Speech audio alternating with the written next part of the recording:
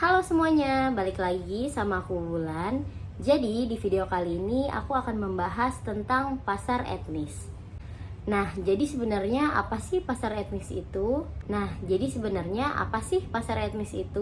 Jadi, pasar etnis adalah pasar yang berfokus pada produk ataupun layanan tertentu yang ditargetkan kepada kelompok etnis tertentu ataupun komunitas dengan budaya, kebiasaan, dan preferensi tertentu. Nah, ini dapat mencangkup seperti makanan, pakaian, ataupun barang-barang dalam rumah tangga. Atau bisa juga layanan tertentu yang dirancang khusus untuk kelompok atau etnis tertentu. Untuk contoh dari pasar etnis ini yaitu seperti restoran Italia ataupun restoran Korea. Jadi, seperti yang kita tahu, restoran Italia menghidangkan makanan-makanan Italia yaitu seperti pizza ataupun spaghetti. Nah, selain itu di sini juga ada contoh dari restoran Korea yang menjual makanan-makanan khas Korea seperti tteokbokki, odeng, dan lainnya. Dan yang terakhir contohnya yaitu ada restoran Turki yang menjual produk kebab ataupun baklava. Nah, selanjutnya di sini ada analisis dari pasar etnis. Untuk analisis yang pertama yaitu dengan mengidentifikasi kelompok etnis tertentu yang bertujuan untuk menjadi target pasar perusahaan.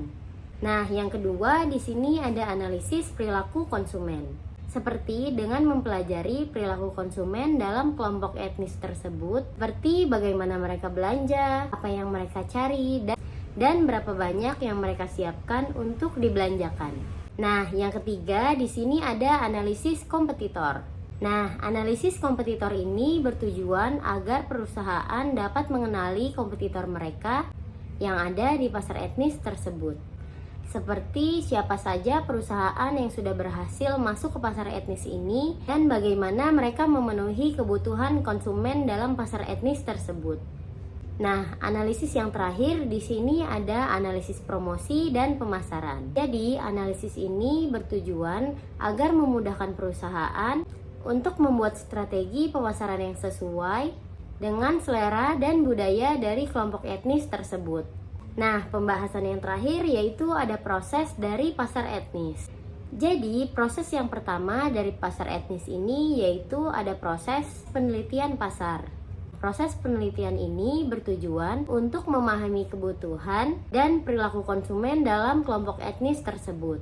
Yang kedua, di sini ada proses perencanaan, seperti membuat rencana bisnis yang mencangkup strategi pemasaran, lokasi usaha, produk, ataupun layanan yang akan ditawarkan oleh perusahaan kepada kelompok pasar etnis tersebut.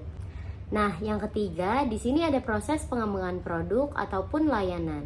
Nah, proses pengembangan produk dan layanan ini bertujuan agar perusahaan dapat menyesuaikan produk ataupun layanan dengan preferensi konsumen dalam kelompok etnis tersebut.